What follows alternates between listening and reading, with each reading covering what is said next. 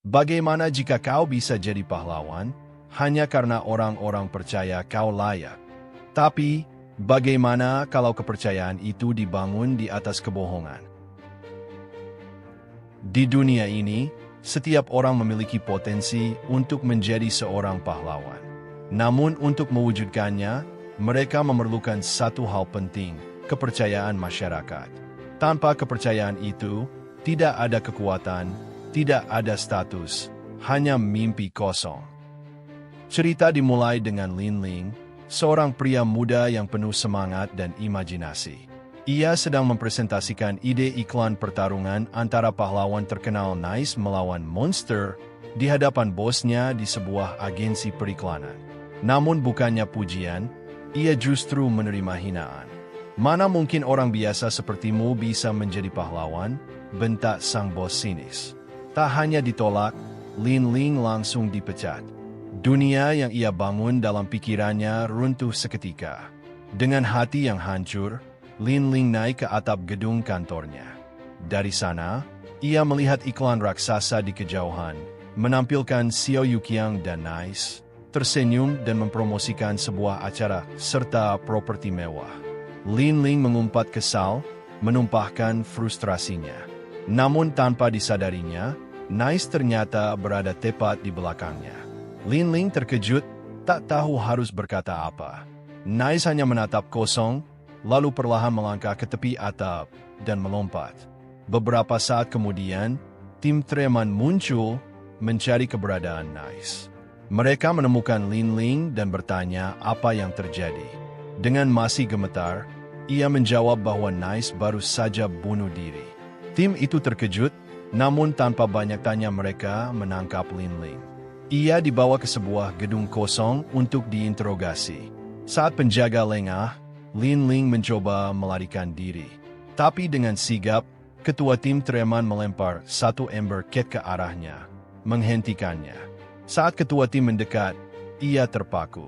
Wajah Lin Ling sangat mirip dengan Nice. Sebuah ide gila muncul, mengganti Nice dengan Lin Ling. Sejak saat itu, Lin Ling mulai menjalani kehidupan ganda, berlatih dan didandani untuk menjadi Nice. Secara perlahan, dengan meningkatnya kepercayaan masyarakat, ia benar-benar berubah. Kekuatan, postur tubuh, bahkan suara, semuanya menyerupai Nice. Untuk menutupi kematian asli Nice, tim rekayasa berita disebutkan bahwa Lin Ling lah yang melakukan bunuh diri. Hari besar pun tiba.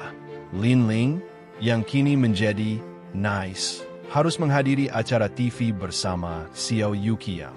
Ia gugup dan tidak percaya diri. Namun ketua tim mendorongnya, secara harfiah, keluar dari mobil dengan tendangan keras.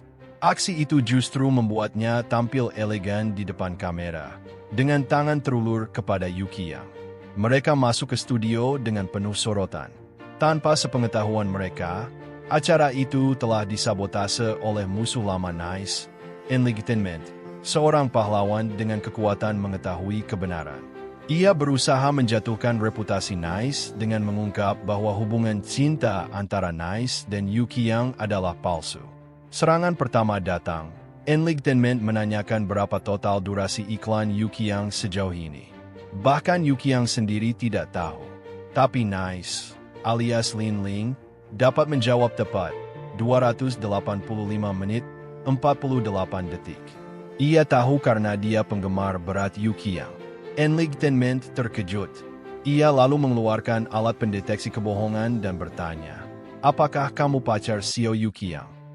Nice berpikir keras, lalu menjawab, "Dia bukan pacarku, tapi aku menganggapnya sebagai dewa."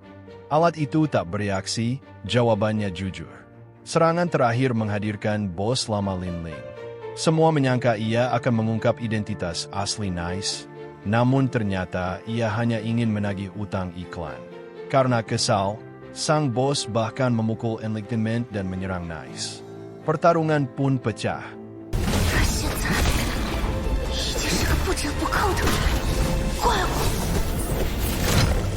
Awalnya Nice mampu mengalahkan bos, tapi bos menggunakan jurus andalan dan menjadi jauh lebih kuat. Nice kewalahan, kekuatannya tak berarti.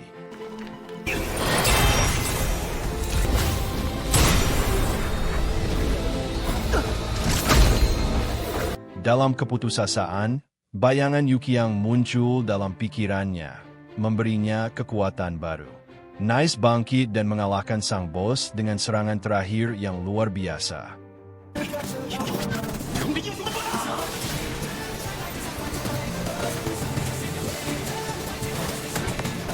Kepercayaan masyarakat pada dirinya melonjak drastis.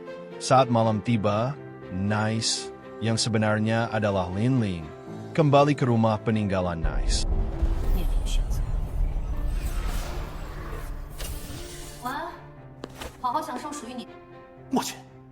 Ia hendak tidur, saat berada di kasur ia melihat sosok Yuki. Saat ia hendak berpindah tempat tidur, ia menyadari sesuatu yang mengerikan. Kepala Yuki yang berlumuran darah.